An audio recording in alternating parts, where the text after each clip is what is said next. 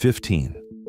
Kitchen tricks once kept millions of American families fed on tight budgets, and almost every one of them has vanished from modern cooking. We're talking about ingenious shortcuts with pantry staples, scraps most people throw away today, and preservation methods so simple they feel almost too clever. Some stretched a single pound of meat to feed 6. Others turned yesterday's leftovers into tomorrow's breakfast. And the trick that earned the #1 spot was the backbone of nearly everything a 60s housewife cooked. We're counting down from 15, starting with a humble can that changed weeknight dinners forever. Number 15. Condensed soup made weeknight dinners almost automatic for millions of families in the 1960s. One can of Campbell's cream of mushroom or tomato transformed leftovers, rice, or frozen vegetables into a bubbling casserole, no culinary degree required. The secret was in the condensed soup's thick texture, packed with starch, fat, salt, and umami. It doubled as both sauce and seasoning, skipping the need for roux or stock. Between 1962 and 1966, Campbell's sales soared from $105 million to $135 million, fueled by recipe spreads and good housekeeping that promised a hot meal in under an hour.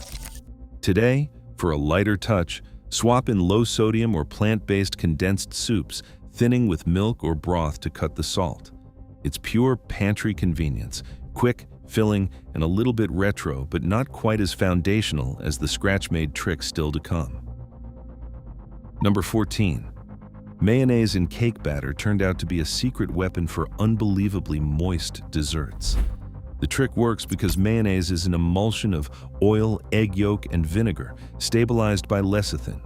Instead of adding oil and eggs separately, a few spoonfuls of mayo deliver both in perfect balance, locking moisture into every crumb. Housewives in the 1960s often swapped in mayonnaise for half the oil in chocolate or spice cakes, a 1-to-1 ratio that kept slices soft for days. This was not just about thrift, it was pure kitchen chemistry, with the lecithin helping emulsify fats and water for a tender, even texture. While the idea might sound odd to modern bakers, the result is a cake that stays fresh longer, no fancy ingredients required. Just remember to use plain, full-fat mayonnaise, not salad dressings or low-fat versions, for the classic effect. Number 13. Bacon grease was never tossed out. It was a prized flavor reserve in the kitchen of the 1960s. After frying a pan of bacon, housewives would carefully strain the hot drippings through a sieve into a glass jar, then stash it in the fridge. That golden fat was loaded with Maillard compounds, giving everything from green beans to cornbread a smoky, savory punch. The habit had roots in wartime Save Waste Fats campaigns, and it stuck around for its taste and savings. Properly strained and chilled, bacon grease keeps safely for up to 2 weeks, ready to saute onions or crisp potatoes without reaching for expensive oils. In today's prices, that simple jar can save about $3 a month, proof that flavor and frugality can go hand in hand. Number 12. Evaporated milk became the thrifty housewife's secret weapon for stretching cream-based recipes without breaking the budget. With about 60% of its water removed, this canned staple packed a dense dose of milk proteins and fat, ready to stand in for pricey fresh cream. The swap was simple. 3/4 of a cup of evaporated milk plus a 1/4 cup of water replaced a full cup of cream in sauces, quiches, or custards, delivering nearly the same richness at less than half the cost. Carnation and Campbell's both printed the formula on their cans and in magazine ads, making it a mainstream kitchen move. Shelf-stable and ready whenever needed, evaporated milk kept the pantry prepared for last-minute meals. For dairy-free cooks today, unsweetened oat milk concentrate works in the same ratio, offering a modern twist on this classic money saver. Number 11. Aluminum foil turned out to be a secret weapon for keeping celery crisp far longer than anyone expected. Instead of plastic, home cooks of the 1960s wrapped celery stalks lengthwise in foil, creating a microclimate that held in just enough humidity while letting ethylene gas escape. That simple swap slowed wilting, turning a vegetable that usually went limp in days into one that stayed snappy for up to 3 weeks in the fridge. Church cookbooks and home economics bulletins spread the word, promising less waste and a fresher crunch for soups or snacks. The science holds up. Foil blocks moisture loss, but breathes enough to prevent the gas buildup that softens produce. Today, reusable wraps or silicone sleeves offer a modern, eco-friendly twist, but the original trick remains a marvel of everyday ingenuity. Number 10.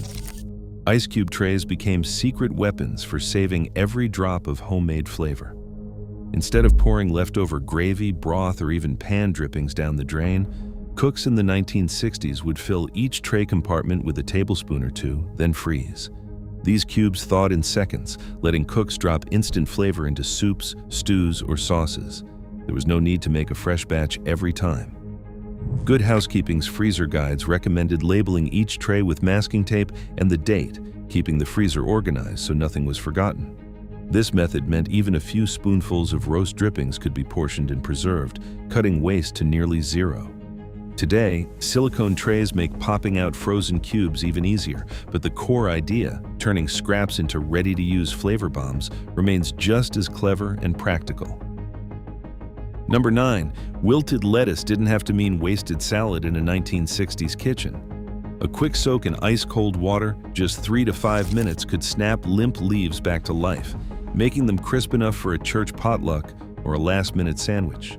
The secret is all about cell turgor. When lettuce loses water, its cells collapse and the greens go floppy. Chilling the leaves in near-freezing water draws moisture back in, plumping up the cells. A splash of vinegar or lemon juice tightened the texture even more, thanks to the acid firming up cell walls. Once revived, a quick spin in the salad spinner or a gentle pat with a towel left the lettuce ready to serve. This trick saved money and kept produce out of the trash, perfect for families trying to stretch every grocery dollar. While the effect is temporary, it is a fast rescue for any salad emergency. 8th place goes to the humble slice of stale bread, which never saw the trash in the 1960s kitchen. Instead, it was transformed on the spot, cubed and toasted in just 10 minutes for crisp croutons, blitzed into breadcrumbs for breading cutlets or topping casseroles, torn into chunks for a savory stuffing, or ground up as a meatloaf extender. Dry bread's porous texture soaks up flavors, giving every new dish a boost. Community cookbooks from the era brim with variations, and many housewives kept a freezer bag of homemade crumbs ready for anything. By repurposing every last crust, families cut waste and stretched their grocery dollars, showing how thrift and creativity could turn even yesterday's loaf into tomorrow's dinner. Number 7. Ground beef didn't just feed the family, it fed one more mouth with every pound. Housewives in the 1960s routinely stretched a single pound of meat by mixing in a cup of oats, crushed crackers, or soaked breadcrumbs. The magic ratio was 1 cup of filler per pound of beef, often soaked in milk or water first to lock in moisture and keep the meatloaf tender. This simple addition boosted yield by up to 20%, turning 5 servings into 6 without anyone feeling shortchanged. Church fundraiser cookbooks from the era are packed with these recipes, praising not just thrift, but the extra fiber and subtle flavor. For a family on a tight budget, it meant more plates filled and a little less pressure at the checkout, proof that a clever swap could stretch both dinner and the dollar. Number 6. Salad dressing got a clever upgrade with nothing more than an empty ketchup bottle. Instead of whisking oil and vinegar in a bowl, cooks from the 1960s washed out glass condiment jars, dropped in oil, vinegar, a spoonful of mustard, and a pinch of salt. They screwed on the lid and shook hard. 30 shakes later, they had a perfect vinaigrette, fully emulsified and ready to pour. This trick did not just save time, it doubled as storage, cutting down on single-use packaging and keeping homemade dressing fresh in the fridge for days.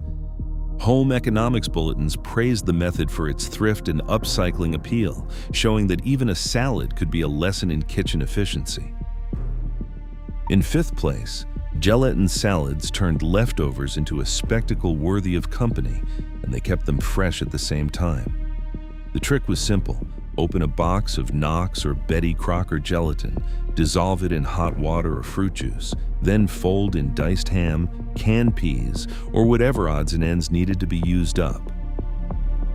After a quick pour into a decorative mold, the whole thing set in the fridge for about 4 hours. The science behind it is surprisingly practical. Once set, gelatin forms a network that limits oxygen exposure, slowing spoilage and masking mismatched textures or colors under a glossy, wobbly surface. Vintage ads from the 1960s promised company-ready salads that stretched the grocery budget and made leftovers look intentional, not accidental. For a vegetarian spin today, agar agar works just as well, setting even faster and skipping animal products. Whether shaped in a ring mold or unmolded onto a bed of iceberg, gelatin salads were thrift with a flair, proof that even food saving could be dressed up for the dinner table. Number 4. Wax paper turned pie crust from a flour-dusted headache into a smooth, no-mess operation. The trick was simple but brilliant. Sandwich your dough between 2 sheets of wax paper, then roll it out flat. This double-layer method kept the dough from sticking to the rolling pin or countertop. No need to pile on extra flour, which meant the crust stayed tender and flaky instead of tough. Good Housekeeping's baking columns in the 1960s swore by this approach, noting that cleanup time was cut in half and the dough could be flipped, lifted, or even transferred straight to the pie pan without tearing. Less handling also meant less gluten development, so even novice bakers could turn out a crust that rivaled the pros. While modern silicone mats serve a similar purpose, wax paper was cheap, disposable, and always on hand, making it a staple for busy baking days. For anyone who has struggled with sticky dough or patchwork pies, this old-school trick still delivers satisfying results with almost zero mess. Number 3. Leftover mashed potatoes rarely went to waste. They came back to life as golden, crispy breakfast cakes the very next morning. The method was simple, but the results felt like a small kitchen miracle. For every cup of cold mashed potatoes, 1 egg and 2 tablespoons of flour turned yesterday's side dish into a sturdy, pan-ready batter. Drop big spoonfuls onto a hot skillet, flatten gently, and let them fry for about 4 minutes per side. The outside turns deeply crisp, while the inside stays creamy, creating a texture that rivals diner hash browns. This trick wasn't just about flavor, it quietly multiplied meals. With 1 egg and a bit of flour, a cup of leftover mash could stretch to feed 2 or 3 people, an essential move when grocery budgets were tight. Family recipe cards from the 1960s are filled with notes about adding chopped scallions, cheese, or even a pinch of paprika for extra flair. Some cooks swapped in sour cream or used bacon drippings for the fry, adding another layer of thrift and taste. In a time when nothing got tossed without a second thought, mashed potato cakes turned scraps into a satisfying, crowd-pleasing breakfast that felt like a fresh start to the day. A scrap of waxed paper, once peeled from a stick of butter, became a kitchen staple in homes across America. Instead of tossing it, the butter wrapper, still lined with a slick of fat, was folded and stashed in a jar or envelope, ready for its second act. Each wrapper held about half a teaspoon of butter, just enough to grease a cake pan or skillet. This was not just about thrift, it was a daily habit that quietly chipped away at grocery bills. Home economics bulletins from the 1960s tracked the savings, saying skipping a can of spray oil each month could mean an extra $1 or $2 left over, a meaningful sum when every cent mattered. The routine was nearly universal, as much a part of baking as measuring flour or cracking eggs. The process was simple but careful. With the butter side in, the wrapper kept things tidy and hygienic. When it came time to bake, the wrapper was pressed against the pan, leaving a thin, even coat of fat, no mess, no waste, and a faint buttery aroma that modern sprays cannot quite match. Over a year, using a wrapper every few days could save several cans of spray or extra sticks of butter. With butter costing around 70 cents a pound in the mid-1960s, saving just 1 stick a month added up to nearly $8 a year, enough for a Sunday roast or a new baking pan. Today, the trick still works with parchment-lined butter or vegan spreads.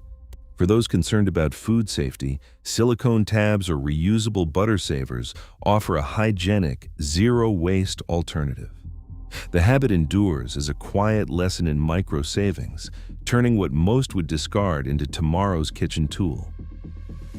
And finally, in first place, boiling bones and kitchen scraps into broth stands as the master trick that tied the entire 1960s kitchen together.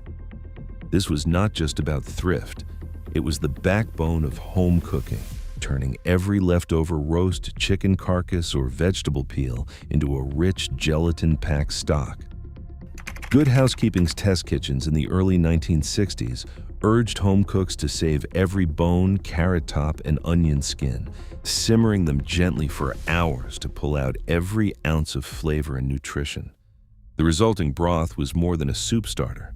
It became gravy base, casserole liquid, and the secret to moist, savory rice. The science behind it is simple yet powerful. As bones and scraps simmer, collagen breaks down into gelatin, creating a silky texture and a network that stabilizes fat, locking in flavor. According to 1964 budget surveys, making your own broth saved about 10 cents per meal, roughly a third of the price of canned stock at the time. For a family eating soup twice a week, that added up to more than $10 a year, a meaningful sum when every penny counted. But there was a crucial safety step: rapid cooling. Housewives were taught to strain hot broth into shallow pans or jars, then chill it within 2 hours to block bacterial growth, a detail reinforced by USDA bulletins and echoed in the pages of Good Housekeeping. Once cooled, the broth could be stored in the fridge for up to 4 days or frozen for months, ready to drop into any dish that needed a flavor boost. This trick crowned the zero-waste philosophy of the era. Nothing was discarded until it had given all it could. Bones, peels, and trimmings all found a second life. Even today, the homemade broth method stands out for its economy, deep flavor, and environmental sense. It is the ultimate act of kitchen alchemy, transforming scraps into the foundation of countless meals and reminding us that the most enduring tricks are often the simplest. Across all 15 tricks, one pattern stands out. Relentless resourcefulness turned everyday cooking into an art of stretching, saving, and savoring. Even as convenience reshapes our kitchens, these old-school hacks remind us that creativity and discipline are the real secret ingredients. That mindset doesn't just cut waste or save money, it transforms how we value food itself. Which trick would you bring back? Let us know in the comments.